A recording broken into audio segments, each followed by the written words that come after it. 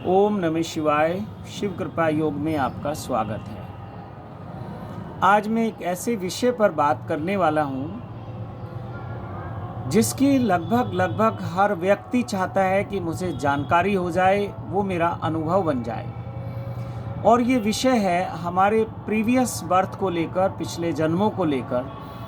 तो आगामी 18 फरवरी से लेकर और 21 फरवरी 2021 तक ऋषिकेश में हम लोग एक शिविर का आयोजन कर रहे हैं, जिस शिविर का जो टाइटल है वो है यात्रा शिवत्व की, अनुभव पिछले जन्मों का। हम बहुत पिछले जन्मों को जीकर इस जन्म में आए हैं। बहुत तरह के हमारे अनुभव हैं पिछले जन्मों के। बहुत सारे लोगों से हमारे संबंध हैं पिछले जन्मों के, और इस जीवन में भी वो लोग हमारे साथ हैं। मैक्सिमम जो लोग भी हमारे साथ हैं वो कहीं ना कहीं प्रारब्ध के कारण या हमारे कुछ जो ऐसे लेन देन हैं उन लोगों के साथ, उसके कारण वो हमारे साथ हैं। तो इस विषय को हम विस्तार से समझेंगे कि जो लोग इस जीवन में हमारे साथ रिलेशनशिप में हैं, वो रिलेशन दोस्ती का भी हो सकता है, दुश्मनी का भी हो सकता है, और एक कॉमन जो फ्रेंड होते हैं जिसको कहते हैं कि ना काहू से दोस्ती ना काहू से बैर। तो ऐसा भी हमारा रिलेशन हो सकता है कुछ लोगों के साथ। और आप जानते ही हैं कि कुछ लोगों के साथ हमारे जो रिलेशन हैं वो बहुत कटु हैं, बहुत शत्रुतापूर्ण हैं, बहुत दुश्मनी वाले हैं। और कुछ लोगों के साथ हमारे जो रिलेशन हैं, संबंध हैं, वो इतने प्रिय हैं, इतने मधुर हैं कि हम चाहते हैं कि जन्म जन्म तक यही व्यक्ति हमारा साथी बना रहे, यही हमारे जीवन में बार बार हमें मिलता रहे। और जो भी बहुत क्लोज रिलेशन है, जैसे पिता और पुत्र के रिलेशन है, मैक्सिमम पिता और पुत्र के बीच में कलह और कलेश का वातावरण रहता है। हर पिता अपने पुत्र से असंतुष्ट है और हर पुत्र भी अपने पिता से असंतुष्ट है। ऐसी पति पत्नी का एक रिश्ता है 99%, या थोड़ा ज़्यादा हो गया है तो इसको आप कम कर सकते हैं, पर मैंने देखा है 99% पति पत्नी का जो ये संबंध है ये कलहपूर्ण है। इसमें आपस में कहीं ना कहीं कोई कलह क्लेश बना रहता है, कहीं हमारा मतभेद बना रहता है। शरीर से तो पति पत्नी एक हो जाते हैं, मिल लेते हैं, लेकिन जो मन है, मन भेद बना रहता है, वैचारिक मतभेद हमेशा बना रहता है। और हमेशा हर व्यक्ति को एक अपने आत्मिक मित्र की आवश्यकता होती है, जिसको हम सोलमेट भी बोल सकते हैं, या हम कहें जिसको अर्धांगिनी बोलते हैं, बेटर हाफ बोलते हैं। हमारे जीवन का या हमारा जो आधा हिस्सा है वो स्त्री को माना गया है और आधा हिस्सा हमने पुरुष को मान लिया है। तो स्त्री पुरुष दोनों ही उसकी तलाश में रहते हैं कि हमें हमारा वो जो अर्धांगी वाला पार्ट है, वो जो आधा हिस्सा है हमारी चेतना का, जिसको अर्धनारीश्वर के रूप में हिंदू धर्म की अपनी एक कल्पना है, मान्यता है, धारणा है, और भगवान शिव को हम देखते हैं अर्धनारीश्वर के रूप में। तो ऐसे ही जैसे अर्धनारीश्वर का उनका रूप है, तो उसमें आधा पुरुष है, आधा रूप स्त्री का है। तो जब ये दोनों मिलते हैं तब कहीं जीवन पूर्ण होता है। इसको हम ऐसे देखते हैं कि हमारे भीतर शक्ति भी है और हमारे भीतर शिव भी है। शिव और शक्ति का जब मिलन होता है तब किसी व्यक्ति का जीवन खिल पाता है, या कहें कि जीवन हमारा पूर्ण हो पाता है, वरना हम अपूर्ण होकर ही जाते हैं। और इसी के ऊपर सारी साधनाएं आधारित हैं। ये शिव और शक्ति के मिलन को लेकर ही सब आयोजन है साधना के।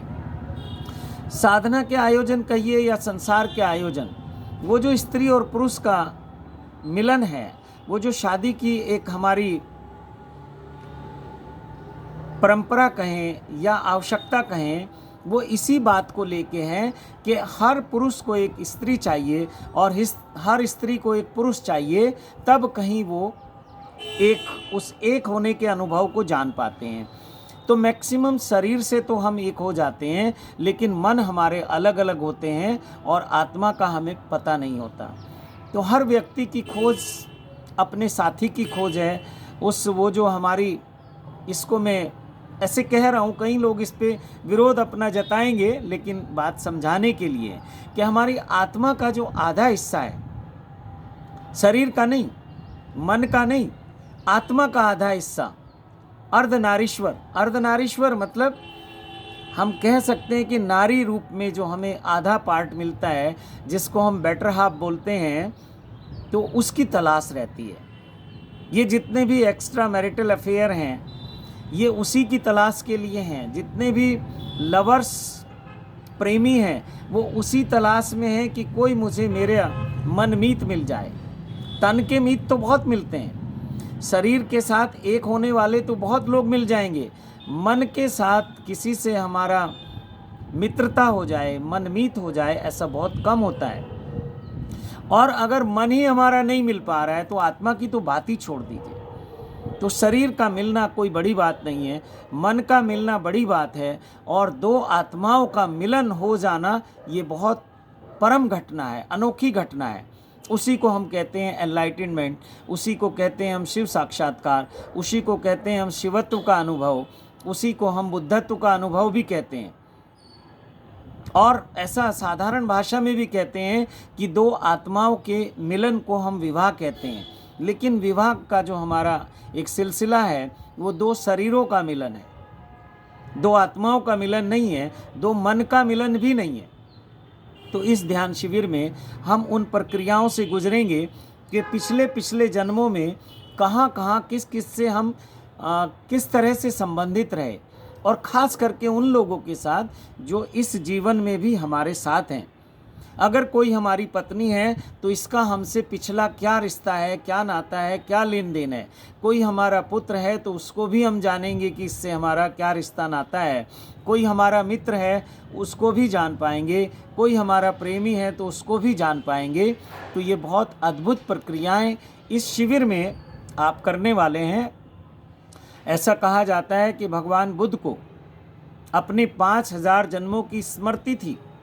महावीर भगवान के बारे में भी ऐसा ही कहा जाता है। ओशो भी अपने अनेक जन्मों की स्मृति की बात करते हैं, और सभी संत लगभग इसकी बात करते हैं। मैं अपनी बात करूं तो मुझे अपने लगभग पिछले 10 जन्मों की स्मृति है। पिछले 10 जन्मों में मैं किस रूप में था, कहाँ था, और क्या मेरा जीवन था, क्या मेरी जीवनचर्या थी, और इस जीवन में कौन कौन व्यक्ति कहाँ से मेरे साथ है, पिछले जन्म से है या उससे पिछले जन्म से है या उससे पिछले जन्म से है। तो ये जानकर हम अपने जीवन को और बहुत आनंद के साथ जी सकते हैं। और अगर किसी व्यक्ति से प्रारब्ध के कारण हमारे कुछ रिश्ते खट्टे हैं, कुछ कटुता से परिपूर्ण हैं, तो हम इसको स्वीकार करें कि ये पिछले जन्मों के बोए हुए बीज हैं। अगर हमें इस जीवन में वो कांटे रूपी जो बीज हम पीछे बोकर आए हैं, अगर इस जीवन में उनको काटने का अवसर मिलता है तो हम प्रेम से, खुशी से और स्वीकार भाव से उसको जी कर निकल जाएं। वो दुख, कहते हैं कि दुख हमारे भाग्य में लिखा है, भाग्य में नहीं लिखा। ये कहीं पिछले जन्मों से आपके साथ चला आ रहा है, और कहीं ना कहीं इसमें हम ही जिम्मेदार हैं। मृत्यु के समय ऐसा कहते हैं कि सूक्ष्म शरीर में सारी स्मृतियां होती हैं, और सूक्ष्म शरीर आत्मा के साथ ट्रैवल करता है, यात्रा करता है। और जब आत्मा किसी नए गर्भ को धारण करती है, नए शरीर को धारण करती है, तो उसमें सूक्ष्म शरीर के साथ, सूक्ष्म मन के साथ वो हमारे संस्कार, वो हमारे प्रारब्ध जो अकाउंट्स हैं, लेन देन है लोगों के साथ, या हम कहें कि जो भी हमने जीवन में जिया है उसका एक निष्कर्ष लेकर हमारा सूक्ष्म मन कहें, शरीर कहें, वो जो है नए गर्भ में प्रवेश करता है। तो हम जान सकते हैं कि जिसके साथ हमारे रिश्ते बहुत अच्छे हैं उसका प्रीवियस में, पिछले जन्मों में हमसे क्या संबंध था। जिसके साथ रिश्ते बहुत ख़राब हैं उसके साथ हमारा क्या संबंध था। तो जिसके साथ रिश्ते अच्छे हैं उससे तो कोई प्रॉब्लम नहीं है, लेकिन जहाँ जहाँ रिश्ते खराब हैं, जहाँ जहाँ हमारे दुश्मनी में बदल गए रिश्ते, उसको हम जान सकते हैं, और उससे कैसे मुक्त होना है, इसको पूरा ये एक विज्ञान है, इसको हम समझ सकते हैं। और उन सारे जो प्रारब्ध हैं, जो इस तरह के अकाउंट्स हैं, जो लेन देन हैं, उसको हम इसी जीवन में क्लियर कर सकते हैं। और जिस दिन इस तरह की समझ हमारी विकसित हो जाएगी, तो हम आध्यात्मिक यात्रा में दिन दूनी रात चौगनी उन्नति कर सकते हैं। वरना ये सारे लोग हमें पीछे की तरफ खींचते हैं।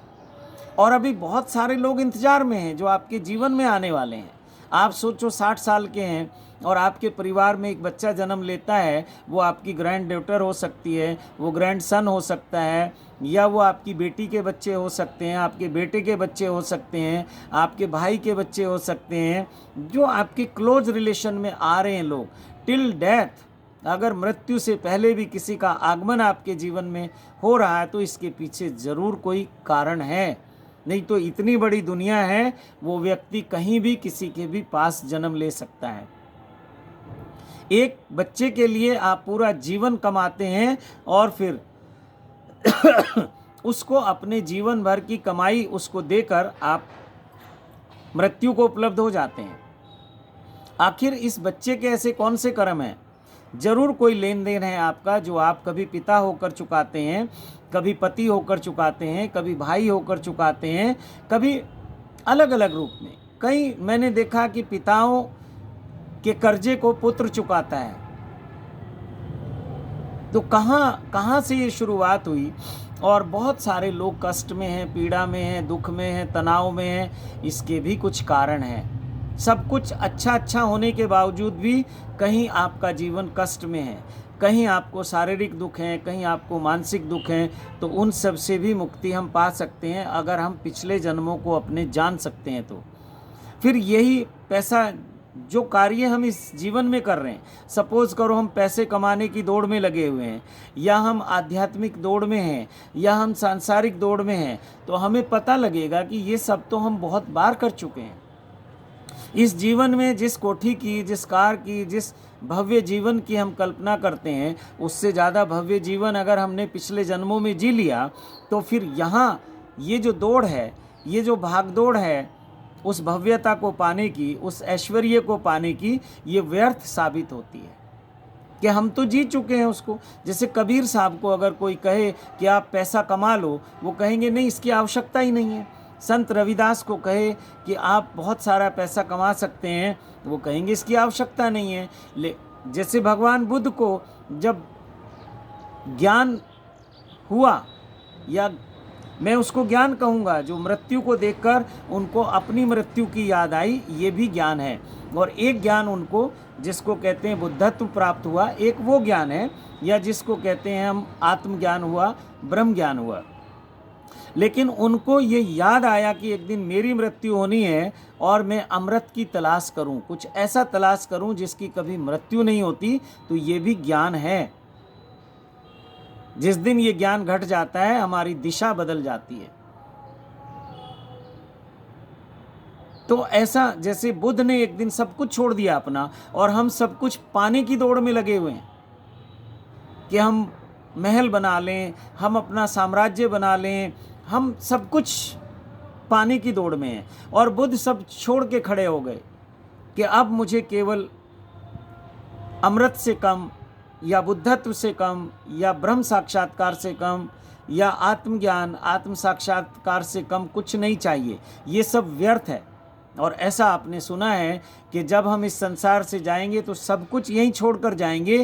केवल और केवल हमारे जो आध्यात्मिक अनुभव हैं, जो हमारी आध्यात्मिक यात्रा है, जो हमारी राम नाम की कमाई है, वो केवल हमारे साथ जाने वाली है। बाकी कुछ भी हमारे साथ नहीं जाएगा।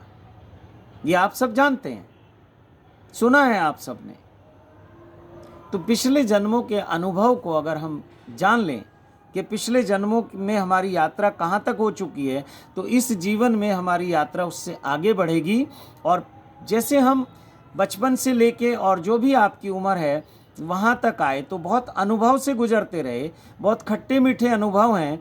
तो ऐसे ही अगर आप अभी मान लिया किसी की उम्र अगर 60 साल है, तो उसको लगभग 5-6 साल से उसकी स्मृति उसको है, कि बचपन में मेरे साथ क्या हुआ, बड़े होने के बाद क्या हुआ, उसके बड़े होने के बाद क्या हुआ, मेरे भाई ने मेरे साथ क्या किया, मेरी माता ने मेरे साथ क्या किया, मेरे पिता ने क्या किया, मेरे दोस्तों ने क्या किया, या किसी और ने मेरे साथ क्या किया। अगर यही आपको पिछले पिछले पिछले पिछले कई जन्मों का ज्ञान हो जाए तो आप जान पाएंगे कि कहाँ कहाँ किस किस घटनाक्रम से मैं गुजरा हूँ। तो मुझे लगता है कि उस सब से हमारी एक आध्यात्मिक तैयारी होती है, हमारे भीतर एक वैराग्य, संसार की तरफ से एक वैराग्य भीतर उपज जाता है और आध्यात्मिक यात्रा पे हम और तेजी से बढ़ने लगते हैं। नहीं तो ये सांसारिक पारिवारिक जो मोह है, ये जो ममता है, ये जो काम क्रोध लोभ मोह ईर्ष्या द्वेष है, हम इसी के चक्रव्यूह में फंसे रहते हैं। तो पिछले जन्मों की यात्रा जो है, पिछले जन्मों का जो अनुभव है, ये आध्यात्मिक जीवन में बहुत बहुत बहुत हेल्पफुल है, एक साधक के लिए बहुत सहायक है। और जिस दिन आपको शिव साक्षात्कार होगा या आत्म साक्षात्कार होगा या हम उसको बुद्धत्व की प्राप्ति कहें, तो उस दिन आप देखेंगे कि आज तक जो मैंने किया वो तो सब व्यर्थ रहा,